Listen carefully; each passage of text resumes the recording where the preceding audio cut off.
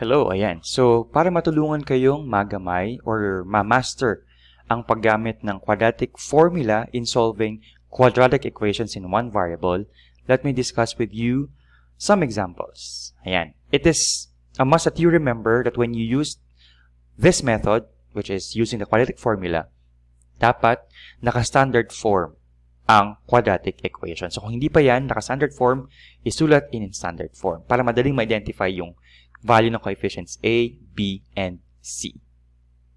At itong ating first example ay hindi pa naka-standard form yan. So, ang gagawin natin, dapat i-express muna natin itong square of a binomial as a perfect square trinomial, meaning kuhanin yung kanyang product.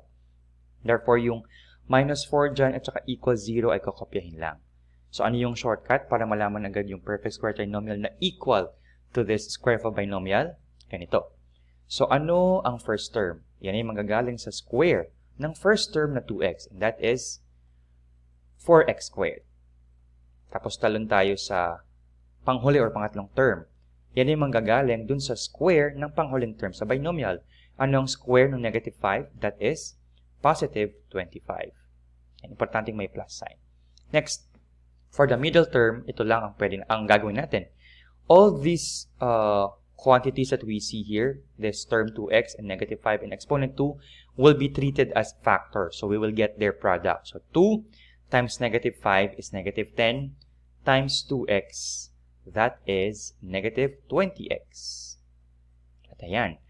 Let us simplify this further para ma-standard form natin. We combine these constants. So magiging 4x squared minus 20x plus 21 kasi 25 minus 4 is positive 21 equals 0.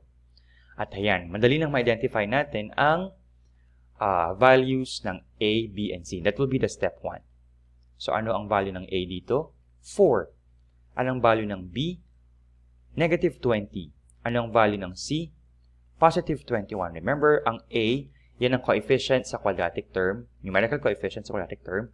Ang B naman, ang coefficient sa linear term, yung numerical, at yung C, yung constant term mismo. Okay?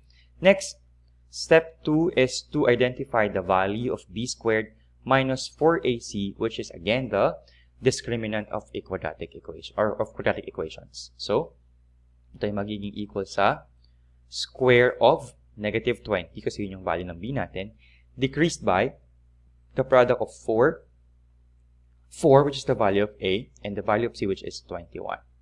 Ayan. So, ano ang square ng negative 20? Yan ay positive 400.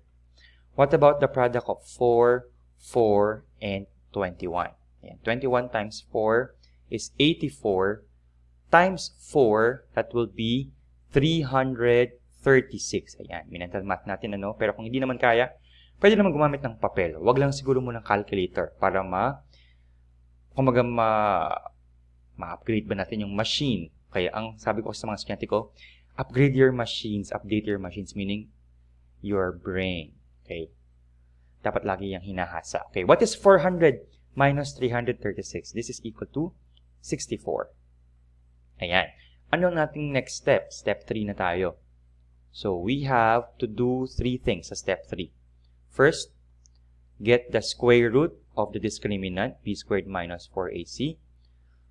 Also, get the value of negative b, and then the value of 2a. Ayan. Oy, by the way ha, kung nga pala, I have to siguro write here the quadratic formula pa din para makikita ninyo bakit ito yung mga ginagawa ko. Again, the quadratic formula is x equals negative of b plus or minus square root of the quantity b squared minus 4ac all over 2a.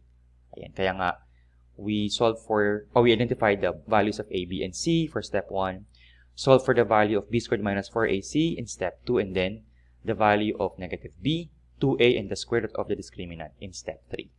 So, ano po ang value ng square root of the discriminant? Ano po ba yung ating nakuhang value ng discriminant sa step 2? 64. So, what is the square root of 64? This is equal to 8. What about the value of negative of b? When you say negative of b, or this is negate b, or simply reverse the sign of b. Ano yung ating value ng b? Negative 20. Ano yung negative of negative 20? This just means make it positive. So magiging positive 20. What about 2a? This is 2 times the value of a, which is 4. 2 times 4 is 8. So, next step is to simply, iibahin ko yung kulay, plug in these three values following this formula as our guide. So, x now should be equal to, so prepare ko muna yung fraction bar. And then mag-highlight ako siguro, maglagay ako ng boxes. And magmumukha itong parang mukha ng tao. Ayan. Okay.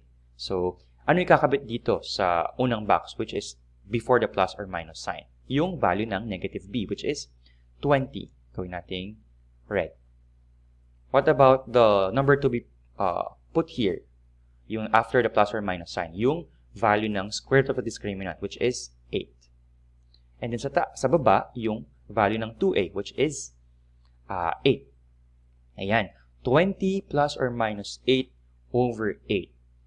Ayan. Pwede naman nating i-split na to into 2, pero what we can do for now, if I may just suggest, think of a number which can exactly divide all these three coefficients. Meron ba? Bukod sa 1.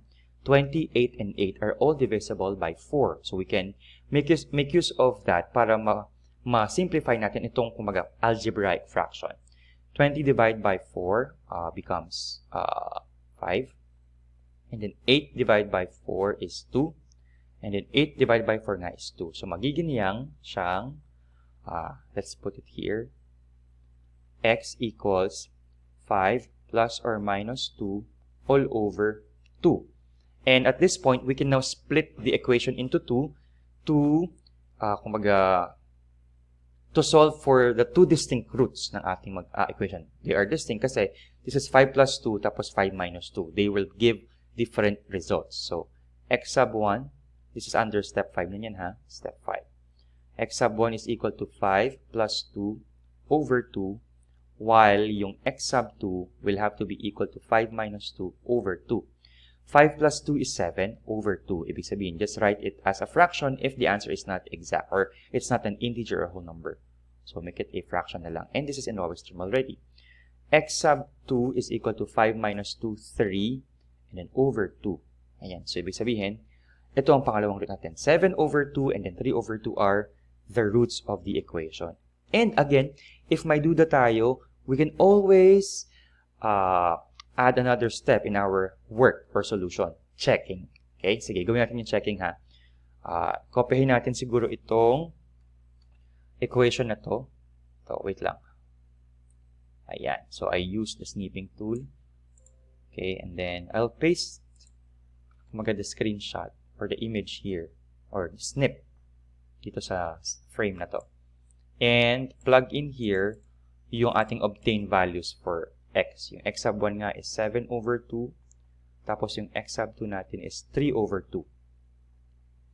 Ayan. So we have 2 times the value of x, 7 over 2, minus 5, quantity raised to 2, minus 4. Is it equal to 0? O, ano muna yung ating product dito? Kasi before we can subtract, we multiply. 2 times 7 halves. So this can be seen as 2 times 7 and then divided by 2. Where pwede rin namang 2 divided by 2 muna tapos times 7. Pwedeng ganun ha. Again, 2 times 7 tapos divided by 2 o kaya 2 divided by 2 times 7. Pwede siyang ganun. So the result is 7. Tama? Tapos may minus 5 pa nga doon. Tapos quantity squared minus 4. Is it really equal to 0? Ano ang 7 minus 5? Yan ay 2. And quantity squared minus 4. Is it equal to 0? Ano ang 2 raised to 2? 4. Tapos minus 4. Is it equal to 0? What is 4 minus 4? Yes, 0 yan.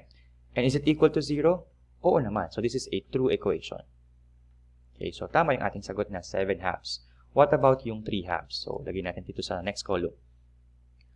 Okay, open parenthesis, 2 times 3 halves minus 5 quantity squared minus 4. Is it equal to 0? So ano ang 2 times 3 halves? So this is again 2 times 3 divided by 2 o kaya 2 times 2 divided by 2 times 3. So what is 2 divided by 2? 1. Times 3, 3. O kaya 2 times 3, 6 divided by 2, 3 din naman yun. So, 3 minus 5 quantity squared minus 4, is it equal to 0? What is 3 minus 5? Negative 2. Tapos quantity squared yan. Or square it and then minus 4, is it equal to 0? So this is square of negative 2. Still, the product there, or the result here, is positive 4. Minus 4, is it equal to 0? 4 minus 4 is 0. And yes, it is equal to 0. So this is again another true equation, which means lang na yung second value ng x, which is 3 over 2, ay another root of the equation. Ay, wait lang. May mali ako ditong notation. Dapat x sub 2 ito, hindi x over 2. Sorry. Ayan. X sub 2. Okay. Yan. So, tapos na yung ating first example. Punta tayo ngayon sa ating second example. So, this is already in standard form. Let's have the step 1. Ano ang values ng A, B, at C? So, ang value ng A ay 4, B, 4 din, and then C, negative 15. Step 2, get the value of the discriminant B squared minus 4AC. And this is equal to square of 4 minus the product of 4 which is the value of A, and negative 15, the value of C. So this becomes 16 minus, and then what is the product of 4, 4, and negative 15? So negative 15 times 4 is negative 60, times 4, negative 240. So this is 16 minus negative 240 or 240. What do you remember about subtracting integers? Diba? The rule says, change the sign of the subtrahend, so this becomes positive, and proceed to addition. So we're going to add. So what is 16 plus 240? This is equal to 256. Okay, step 3 tayo. Ano ang square root ng b squared minus 4ac? It means this is going to be the square root of 256, and that is 16. And then, also for step 3, ano ang negative of b? That is going to be negative 4. Ano naman ang value ng 2a? This is going to be 2 times 4, which is 8. Tapos, step 4 na tayo. Plug in na tayo. So, we have x equals, fraction bar na mahaba, negative of b sa umpisa, this negative 4, plus or minus square root of the discriminant, which is 16, and then all over the value of 2a, which is 8. Negative 4, or pwedeng 4 lang din yan, yung ititingnan natin, tapos 16, tapos 8. Are they all divisible by another number bukod sa 1? It must be greater than 1. And they are all divisible by 4. So, negative 4 divided by 4 is negative 1. 16 divided by 4 is 4. 8 divided by 4 is 2. So, we have x equals negative 1 plus or minus 4 all over 2. And we can split this equation into 2. So, we have x sub 1 equals negative 1 plus 4 all over 2. And x sub 2 equals negative 1 minus 4 all over 2. Ano ang negative 1 plus 4? This is going to be positive 3 over 2. Ayan. So, 3 halves ang unang nakuha nating value ng x, one of the roots. And then, for the second or the other one, negative 1 minus 4 is negative 5, and then just affix the fraction bar and the denominator 2. So, negative 5 over 2 naman yung pangalawang root. Ayan. So, that ends the discussion for the second example. Ayan. Puputulin ko muna dito para para masaya. Hindi, joke lang. Kasi hanggang 15 minutes lang yung binibigay ng screen o cast sa pagre-record. Bye for now!